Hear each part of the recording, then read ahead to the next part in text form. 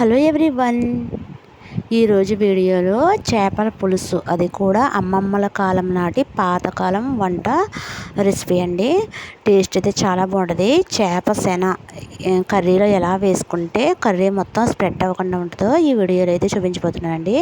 Taste అయితే చాలా బాగుంటుంది. వీడియోని స్కిప్ చేయకుండా చూడండి. దానికోసం ముందైతే కావాల్సిన చేపలు అయితే తీసుకోవాలి. వాటిని నీట్గా క్లీన్ చేయాలి.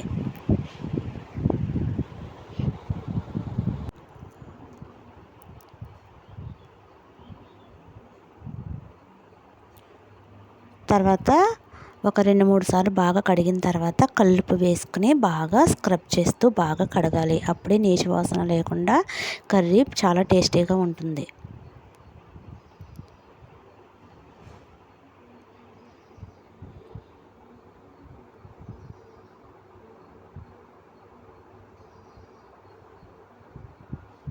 తర్వాత వాటర్ అయితే పంపేసి మరో 2 సార్లు అయితే నీట్గా కడగాలి.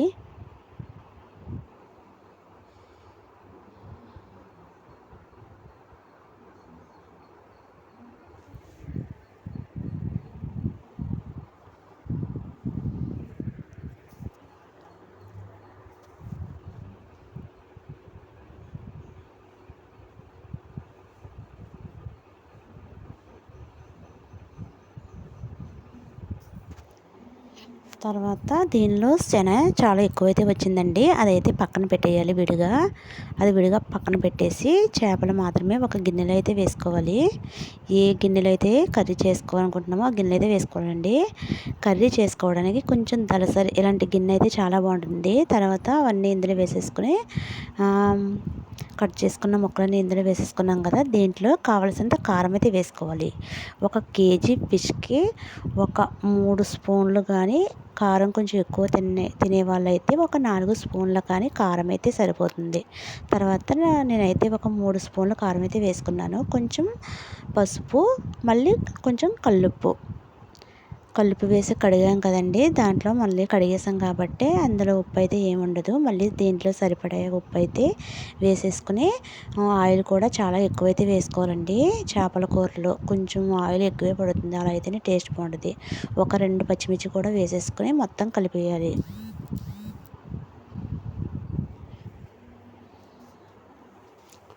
మొత్తం చేపలన్నింటికి పట్టేలాగా బాగా కలపాలి. కలిపేసి అయితే పక్కన పెట్టేయాలి. ఈ లోపు అయితే ఆనియన్స్ ఇలా కట్ చేసుకోవాలి.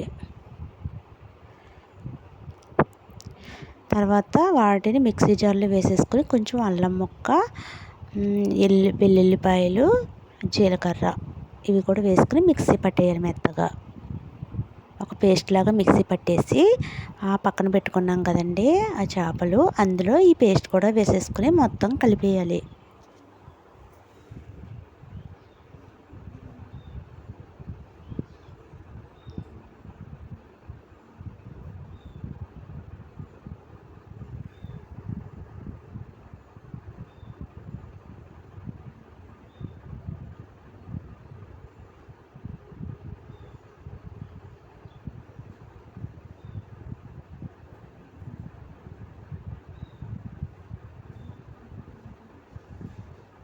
మొత్తం కలిపేసిన తర్వాత ఒక గ్లాసు వాటర్ అయితే వేసుకోవాలి. కొంచెం కలపాలి. ఒక గ్లాసు వాటర్ వేసిన తర్వాత కొంచెం అటు ఇటు కలుపుకొని మూత పెట్టి బాగా ఉడకనివ్వాలి. ఒక 5 మినిట్స్ ఉడకనివ్వాలండి. ఈ లోపు అయితే చింతపండు, కావలసిన చింతపండు అయితే నానబెట్టేసుకోవాలి.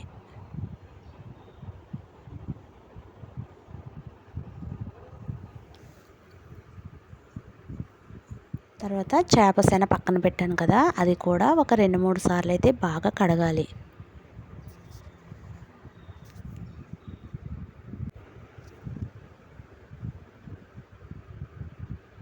తర్వాత ఒక 2-3 సార్లు నీట్గా కడిగిన తర్వాత వాటర్ ఏమీ లేకుండా మొత్తం వాటర్ అంతా వంపేసి, తర్వాత 1 స్పూను ఉప్పు, 1 స్పూన్ కారం ఈ 2 వేసి బాగా కలపాలి. మొత్తం ఈ శనగకి మొత్తం పట్టించాలండి ఉప్పు కారాలు.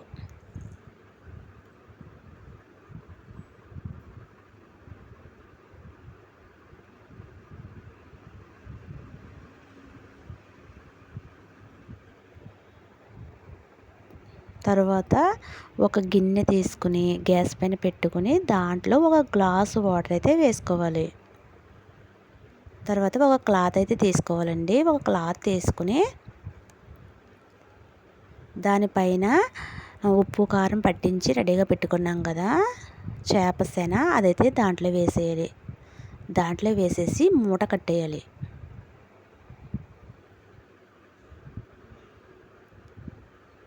మూట కట్టేసి ఆ వాటర్ పెట్టుకున్నాం కదండి, వేడి చేసుకున్నాం కదా వాటర్, ఆ వాటర్లో వేయాలి. వేసి మూత పెట్టి ఒక 2-3 మినిట్స్, జస్ట్ ఒక 2-3 మినిట్స్లో ఉడికిపోతుంది. మూత పెట్టి ఉడకనివ్వాలి. చూడండి బాగా ఉడికిపోయింది. ఇది ఉడకడానికి ఎక్కువ టైం అయితే అవసరం లేదండి. జస్ట్ ఒక 2-3 మినిట్స్ ఉడకనిచ్చి దించేస్తే సరిపోతుంది. కొంచెం ఇది మూట విప్పేసిన తర్వాత చూడండి ఇలా అయితే ఉంది. ఇప్పుడైతే చేపల కూర ఒక 5 మినిట్స్ ఉడికింది కదా, ఇప్పుడైతే చింతపండు రసం అయితే వేసుకోవాలండి.